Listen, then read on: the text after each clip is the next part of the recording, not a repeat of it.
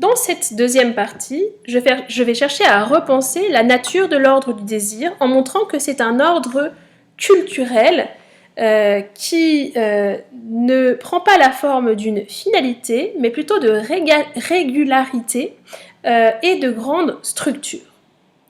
Premier argument, je vais d'abord m'en prendre à cette notion de finalité.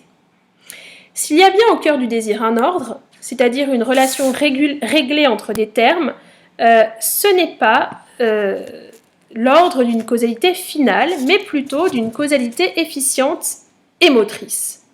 C'est en effet ce que nous permet de saisir Spinoza. Alors moi, cette fois-ci, je vais vraiment mener la critique avec Spinoza plutôt qu'avec Schopenhauer. Spinoza nous montre que quand nous disons que l'habitation fut une cause finale de telle ou telle maison, je le cite, nous voulons dire exactement ceci: un homme ayant imaginé les avantages de la vie domestique a eu le désir de construire une maison. Alors, fin de citation, ce passage se trouve dans l'Éthique. Il est vrai que l'habitation se présente à nous apparemment sous la forme d'une cause finale, parce que je construis bien une maison en vue de l'habiter. Mais il faut bien prendre conscience, c'est ce qu'on avait vu ensemble, que cet objectif n'est pas la cause première de mon désir. C'est plutôt le désir de jouir des commodités d'un abri, qui est la cause de l'habitation, et non l'inverse. C'est le désir d'être protégé, et ce désir émane du conatus lui-même. Donc l'habitation n'est pas la fin, mais un moyen, au contraire, au service d'un désir de confort qui sert finalement l'effort qui est le mien, de mon conatus, pour persévérer dans l'existence. Vous pourriez faire cette même analyse à partir de l'exemple de Roméo et Juliette. On ne va pas dire que Roméo a trahi sa famille pour épouser Juliette, mais qu'il a trahi sa famille par désir d'épouser Juliette, etc. Et vous vous souvenez, on l'avait vu ensemble. Donc, ça veut dire qu'il faut inscrire le désir dans un schéma mécaniste qui relève de l'ordre de la causalité efficiente. Le désir est la cause efficiente qui engendre un effet, la maison.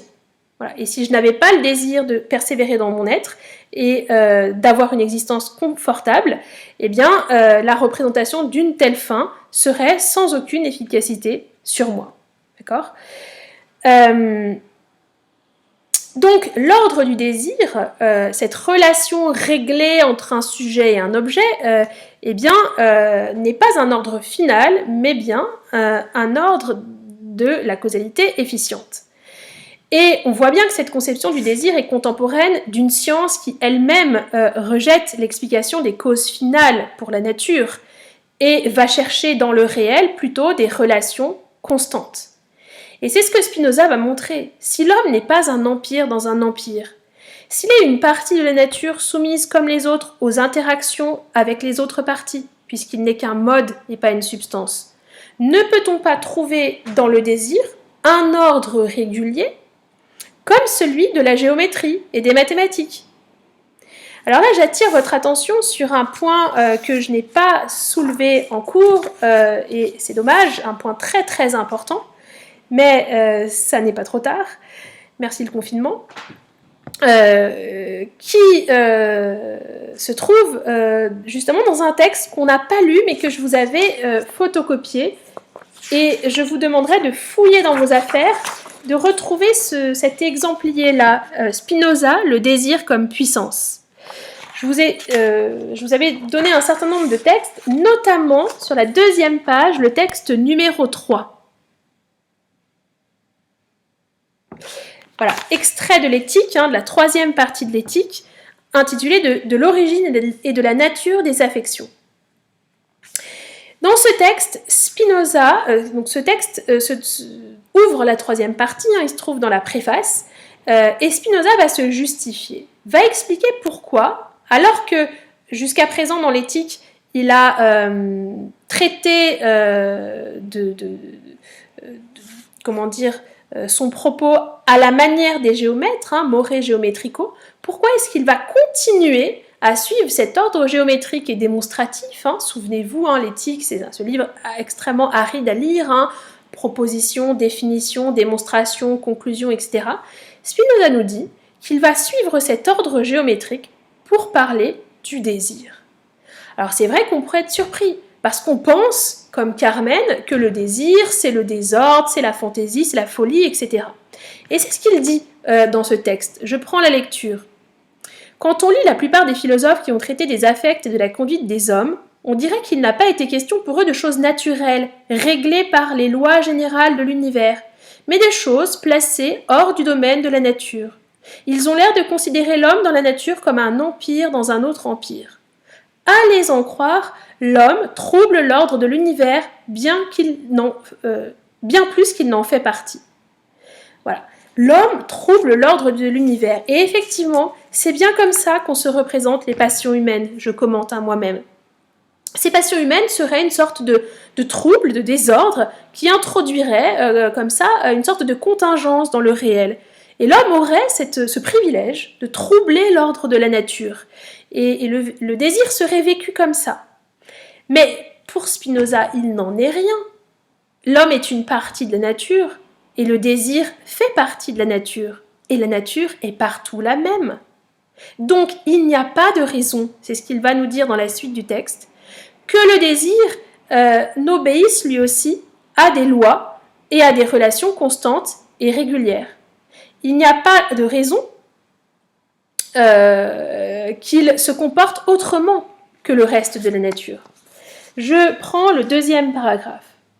Je reviens à ceux qui aiment mieux prendre en haine ou en dérision les affects et les actions des hommes que de les comprendre.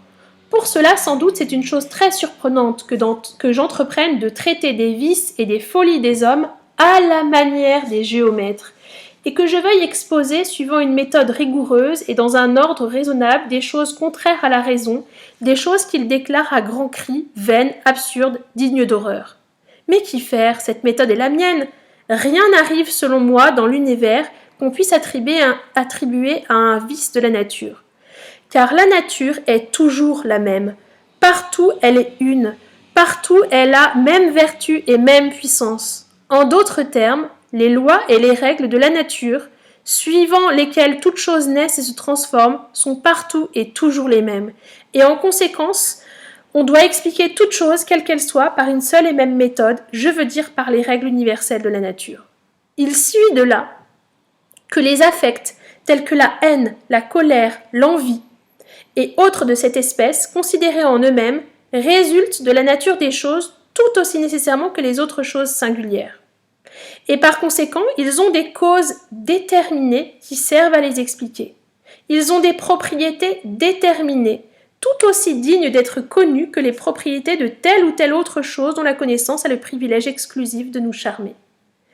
Je vais donc traiter de la nature des affects du désir, de leur force, de la puissance dont l'âme dispose à leur égard, suivant la même méthode que j'ai précédemment appliquée à la connaissance de Dieu et de l'âme. J'analyserai les actions et les appétits des hommes comme s'il était question de lignes, de plans et de solides. Voilà, ce texte est absolument essentiel. Et ce que Spinoza veut nous dire, c'est que le désir, la passion, n'est pas le dérèglement ou le désordre que l'on pense. Cette passion, ces appétits humains continuent à suivre un ordre. Et d'ailleurs, vous pourriez faire une petite parenthèse sur la notion de passion. C'est bien ce que nous montre Ferdinand Alquier dans Le désir d'éternité. En réalité, derrière la passion, il y a un ordre extrêmement contraignant, il y a une cohérence. C'est finalement un souvenir passé qui nous émeut, hein. C'est un passé qui ne passe pas. Et le problème de la passion, c'est que ce n'est pas un désir désordonné, c'est que c'est un désir trop rigide, trop ordonné, justement, à une obsession passée. Voilà. Et donc, on peut trouver, pour Spinoza, dans le désir, des grandes constantes et des grandes régularités. Et c'est ce qu'il va faire dans l'éthique. Il va montrer, par exemple, que la rencontre de tel objet produit ou, mécaniquement ou exacerbe tel ou tel affect. Il va montrer que quand les affects se retournent dans la déception, on est quelqu'un à proportion de ce que l'on l'a aimé et adoré. Ou encore, il va montrer, comme Hume, que l'absence détruit les désirs faibles, mais exacerbe les désirs forts. Ou encore que le désir varie en fonction de la situation de l'objet dans l'espace et dans le temps. Voilà. Et d'une certaine manière, Spinoza est le précurseur de ce qui sera développé au XVIIIe et au XIXe siècle, à savoir des sciences humaines. Il nous montre qu'il n'y a aucune raison métaphysique ou ontologique que l'homme ne passe pas lui aussi sous l'œil du microscope et ne soit pas lui-même un objet de science. Donc vous voyez, il anticipe le travail d'un Durkheim ou encore d'un Freud, puisque Freud va nous montrer que les pulsions ont elles-mêmes leur logique, leur mathématique, d'accord, que l'on peut pénétrer et expliquer. Il anticipe aussi plus tard au XXe siècle le travail des neurosciences, qui vont s'intéresser au soubassement neurobiologique du désir, montrer que le désir repose sur le circuit de la récompense, alimenté par la dopamine.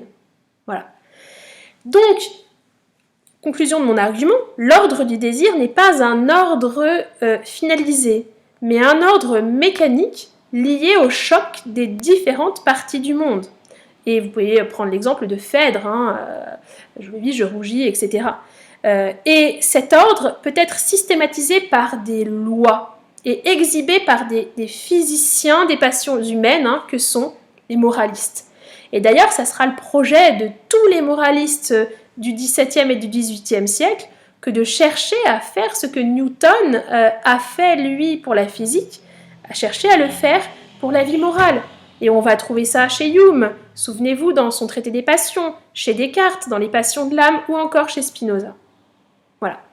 Donc c'est un point extrêmement important qui nous montre que l'ordre du désir, c'est pas un ordre final, mais c'est une régularité, voyez, mathématique, qui permet de décrire une causalité efficiente. Voilà. Il y a un rapport mathématique quantifiable entre les parties du monde qui se rencontrent dans le désir. Deuxième argument, il y a aussi et surtout un réglage social du désir.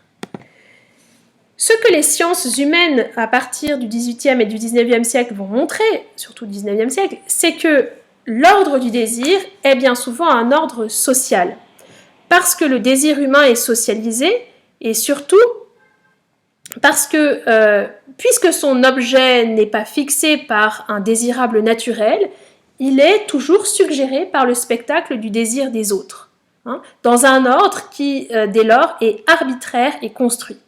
Alors arbitraire, attention, ça ne veut pas dire sans loi. Un bon exemple de cette construction, de cet ordre social du désir, certains y ont pensé c'était une bonne idée, enfin deux élèves, c'est l'exemple de Vendredi, dans Vendredi où les limbes, l'exemple de Robinson dans Vendredi ou les limbes du Pacifique de Michel Tournier. En effet, dans la solitude,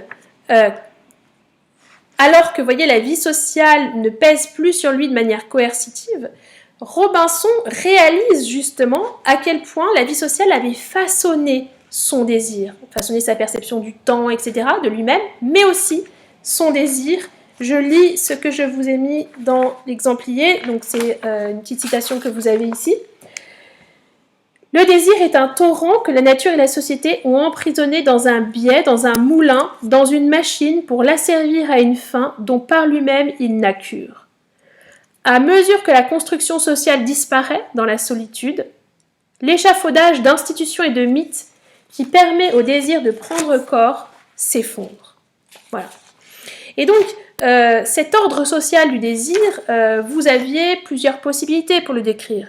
René Girard, Spinoza, par exemple. Moi, je prendrais Spinoza et son prolongement avec Frédéric Lordon. Ce que nous montre Spinoza, c'est que le désir est le conatus est un désir sans objet. Le désir n'est pas intrinsèquement lié à un objet. Mais très vite, nous montre Frédéric Lordon, les objets à poursuivre lui viendront. Mais lui viendront d'où ? Non pas de sa seule singularité, mais justement de son rapport aux autres parties du monde, aux autres modes, c'est-à-dire ils lui seront ces objets désignés du dehors. Hein, là aussi, vous pouvez vous rapporter à cette citation de Frédéric Lordon. Désir sans objet, le conatus trouve ses objets dans le monde social. Il les trouve principalement dans le spectacle des autres élans conatifs. Les individus s'induisent mutuellement les uns les autres à désirer par le spectacle mutuel de leurs élans, et ceci moins dans des rapports strictement bilatéraux qu'au travers de médiations essentiellement sociales. Voilà. Et on comprend que cet ordre du désir, c'est un ordre social, et les deux grandes lois de cet ordre sont, je dirais, l'imitation et la distinction. En effet, les analystes spinozistes vont rejoindre le travail plus tard des sociologues qui chercheront à mettre en lumière les processus structurels et globaux dans lesquels nos désirs sont enserrés. Que ce soit des choses à vouloir, des vocations à épouser, que ce soit des grandeurs et des titres à poursuivre, tout cela nous est socialement suggéré. Et comme le dit Frédéric Lordon, non pas par des interactions purement bilatérales et individuelles entre deux sujets, mais de manière institutionnelle. Il y a un mimétisme qui passe par des grands prescripteurs de tendances qui ont un capital symbolique, dirait Bourdieu, qui les rend légitimes et qui les rend justement dignes d'être imités. Dès lors, c'est tout l'ordre social institué qui se reflète dans le désir. C'est toute la société qui est à l'œuvre dans la moindre imitation de désir. Souvenez-vous, j'avais dit, quand j'imite tel modèle, je reconduis un certain nombre de rapports et de structures sociaux, dont finalement ce modèle n'est qu'une expression locale. Imiter un homme quelconque, c'est déjà imiter un homme et pas une femme. Et cet individu est rendu plus ou moins imitable ou inimitable du fait justement de sa qualité d'homme, ou du fait qu'il est blanc et pas noir, qu'il est riche et non pauvre, qu'il est jeune ou vieux, etc., appartenant à tel ou tel sous-groupe. Et c'est son capital symbolique qui le qualifie comme prescripteur de tendance. Vous pouvez prendre l'exemple qui a été pris de la Berma. Le narrateur n'a ce désir d'aller voir la Berma au théâtre que parce que ce dernier lui est suggéré par des articles élogieux du Figaro ou encore par Monsieur de Norpois, lui-même admiré par son père. Voilà. Donc première loi, vous voyez, du désir qui va reconduire l'ordre social au cœur du désir, l'imitation. Deuxième grande loi du désir, la distinction. Le désir n'est jamais désir de tel ou tel objet, mais désir de différence. Pourquoi ? Parce que, on l'a vu avec Montesquieu et Marx, la satisfaction est de nature sociale. Et la comparaison à l'autre est au cœur même de tous nos désirs. Parce que notre désir principal, c'est pas un désir d'avoir, c'est un désir d'être. C'est la recherche d'une identité ou d'un statut. Et on a besoin pour cela de se positionner par rapport à des modèles de référence jugés supérieurs ou inférieurs. C'est une manière d'être rassuré sur son statut. Voilà. Et c'est exactement ce que l'on voit dans la recherche du temps perdu. Les salons décrits par Proust, le salon des Verdurins, le salon des Guermantes, sont des espaces de différenciation. Chaque salon a son centre de gravité, mais bien souvent, il se définit moins par ce qu'il aime, l'art chez les Verdurins ou la naissance et les titres de noblesse chez les Guermantes, que par ce qu'il est et par ce qu'il repousse. On se réunit finalement moins autour de ce que l'on estime que pour se séparer de ceux qui ne partagent pas nos croyances et nos goûts et que l'on juge par exemple être des ennuyeux, tel que le dit Madame Verdurin. Voilà. Et dans ce 19e siècle qui consacre le triomphe de l'indifférenciation, justement de l'absence d'ordre, qui quitte une société extrêmement hiérarchisée, une société d'ordre, où les hiérarchies étaient très rigides, justement, l'ordre va se recomposer autour de distinctions minimes et dérisoires. L'ordre et la hiérarchie n'auront rien de naturel et d'évident. Ils seront constitués de manière abstraite à partir d'infimes différences. Et ces infimes différences, c'est par exemple celle qui est capable de saisir le snob. Hein, le snob, c'est celui qui est capable de voir où s'arrête le désirable, où commence l'indésirable, où s'arrête le bon goût, où commence le mauvais goût. Et il va, le snob, inventer un ordre, dresser des cloisons abstraites entre les individus qui souvent jouissent des mêmes revenus, vivent aux mêmes endroits, appartiennent au fond dans une société, voyez, dans une époque beaucoup plus égalitaire, aux mêmes classes sociales, qui ont les mêmes traditions, mais il va dresser entre ces individus des cloisons étanches et instituer des différences et un ordre parfaitement abstrait que seul lui perçoit. Mais vu qu'il est prescripteur de tendance, vu qu'il a un capital symbolique fort, et qu'il cherche à s'affilier du moins à ceux qui ont un capital symbolique fort, eh bien son avis compte. Et c'est intéressant de voir que chez Proust, finalement, chaque salon est un agencement réglé du désir, qui statue sur ce qui est désirable et sur ce qui est indésirable. Et cet ordre du désir, cet ordre social du désir, c'est, je dirais, voyez, plus qu'une loi, plus qu'une régularité mathématique comme chez Spinoza, je dirais que c'est une structure, au sens des structuralistes. Vous voyez, je ferai évoluer ici le sens du concept d'ordre. Qu'est-ce que c'est qu'une structure dans le courant structuraliste qui va de Lévi-Strauss à Michel Foucault? Une structure, c'est un système de dépendance interne. Ceux qui ont étudié l'an dernier avec moi le structuralisme, vous savez que les structuralistes vont s'inspirer des linguistes. Et pour les linguistes, la langue, c'est un système de différence. Les mots n'ont pas un sens fixé, mais leur sens apparaît dans les rapports et les écarts avec les autres termes de la langue. Eh bien, il en va de même avec le fait social, qui n'est pas en lui-même signifiant, mais qu'il faut replacer justement dans l'ensemble des relations qui lui donnent sens. Et c'est exactement ce qui se passe avec le désir, justement, qui ne prend son sens que dans la distinction qu'il institue avec l'autre groupe social. C'est ce qu'analyse très bien Jean Baudrillard dans Le désir de consommation. Le désir de consommation répond à un désir statutaire qui passe par la différenciation. Et ce qui est consommé dans l'objet, c'est avant tout un signe qui évoque quelque chose, un projet d'existence, un statut, etc. Et ce signe n'est compréhensible que dans l'espace de cette langue, dans l'espace de ce jeu de langage. Le désir, nous montre Baudrillard, ne se rapporte pas à un objet, mais à un contexte dans lequel l'objet a un sens et a une valeur.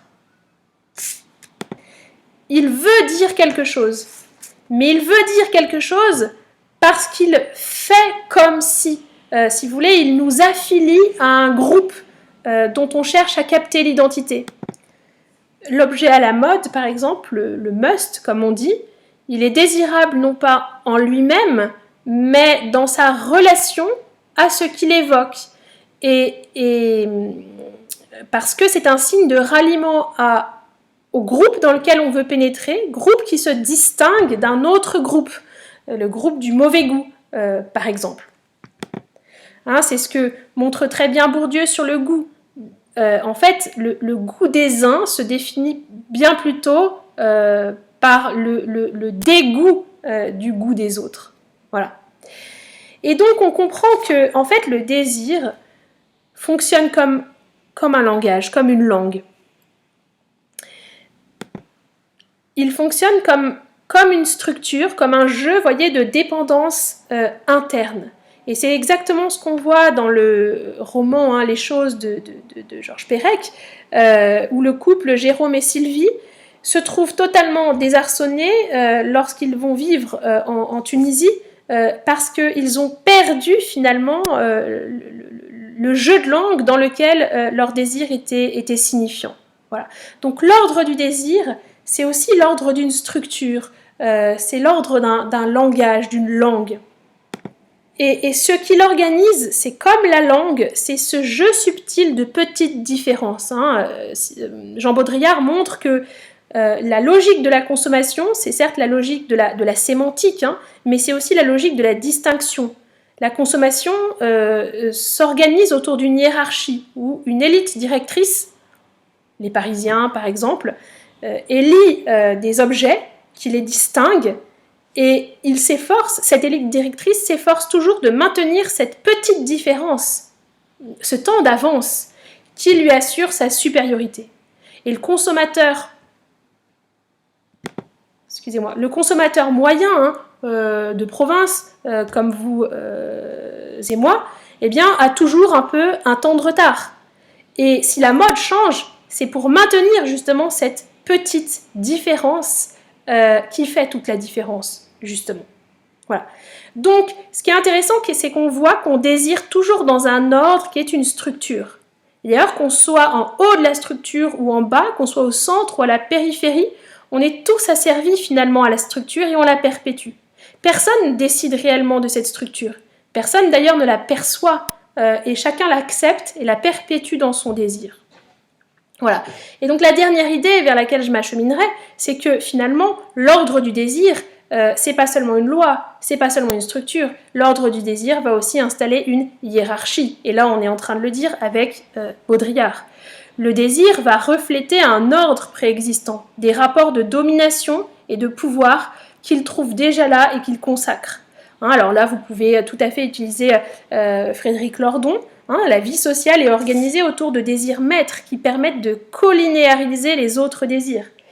Et cet ordre des désirs est structuré autour de rapports de force. Certains désirs maîtres captent le désir des autres et l'alignent sur son propre désir, enrôlent le désir des autres. Voilà. Et c'est ça d'ailleurs le pouvoir, la capacité à gouverner, à enrôler le désir, à orienter le désir des autres. Alors ça, vous pourriez aussi le montrer avec Marx, et je vous ai d'ailleurs mis dans les fichiers un morceau de cours sur Marx, d'accord ? Vous pourriez aussi le montrer tel que je l'avais fait dans le corrigé sur la désir et répression avec Eva Illouz, cette sociologue des émotions.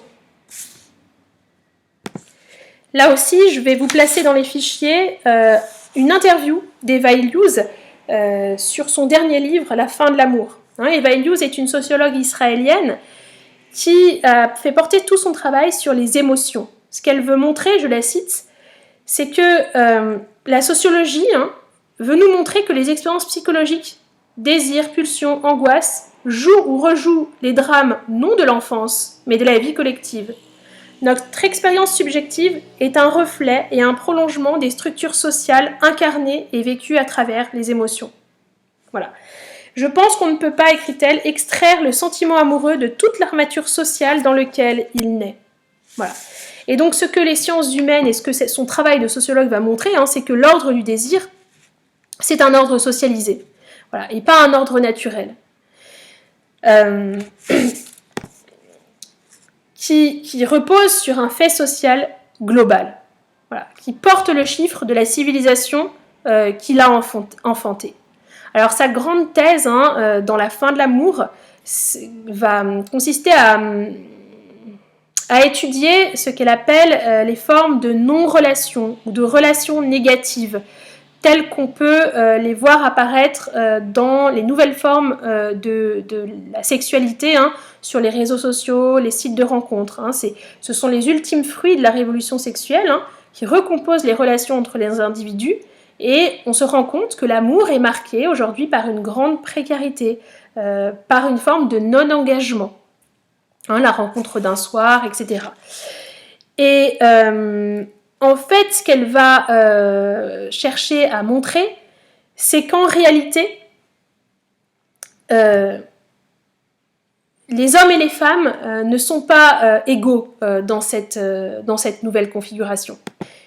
Dans cette nouvelle configuration, les hommes tirent leur épingle du jeu parce que ce capital sexuel, cette capacité à accumuler des relations sexuelles, c'est un attribut de la masculinité qui vient renforcer le pouvoir économique des hommes.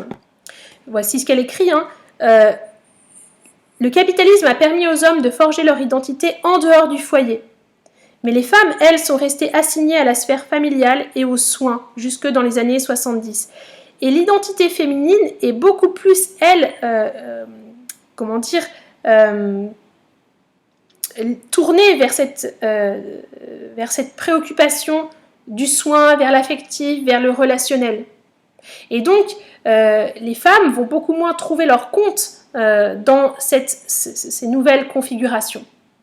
Et donc, ce qu'Eva Illouz montre, c'est que on ne peut pas faire fi, un peu comme chez Marx, des rapports économiques, des places que les individus occupent dans la sphère économique et de leur pouvoir aussi politique dans l'espace du désir. Parce que cet ordre-là, cet ordre-là économique va venir se rejouer dans l'ordre intime et personnel. Dès lors, et c'est ma transition, enfin ma conclusion-transition, on comprend que désirer, c'est quelque part obéir à un ordre, et que dans chacun de nos désirs, nous faisons allégeance à cet ordre. Vous voyez, il y a l'ordre agencement et l'ordre injonction. Que ce soit celui de la nature, de la vie, nous reflétons des structures préexistantes, la nature, la vie, la société. On pourrait croire que le désir est un phénomène intime et privé, et on vient de voir qu'il n'en est rien. C'est toujours un phénomène social et politique. Quelque part, dans le désir, le privé est politique. Parce que le monde social s'incorpore à nos désirs et nous fait vouloir et consentir à un ordre qui pourtant nous domine et nous réprime. Donc, vous voyez, cette deuxième partie, elle dresse le portrait d'un désir terriblement conservateur, d'un désir qui ne fait que refléter un ordre préexistant, qui n'est pas son ordre à lui, qui n'est pas l'ordre que nous voulons, nous, y mettre. Dès lors, subsistent deux questions. L'ordre du désir est-il toujours et nécessairement un ordre extérieur imposé? Peut-il être le nôtre? Vous voyez, y a-t-il un ordre du désir? Et deuxième question, n'est-il pas dans l'essence du désir d'ambitionner au moins, d'avoir l'ambition, d'imprimer au réel un ordre nouveau? N'est-il pas la puissance du désir de vouloir non ce qui est, mais ce qui n'est pas encore et ce qui pourrait être? Le désir n'est-il pas par nature révolutionnaire? Désirer, n'est-ce pas rebattre les cartes du réel et en contester l'ordre existant? Désirer, n'est-ce pas produire de nouveaux agencements? N'est-ce pas s'extraire du donné pour imprimer un ordre nouveau, un ordre qui soit vraiment celui du désir? Donc voilà ce qui resterait à penser dans une troisième partie.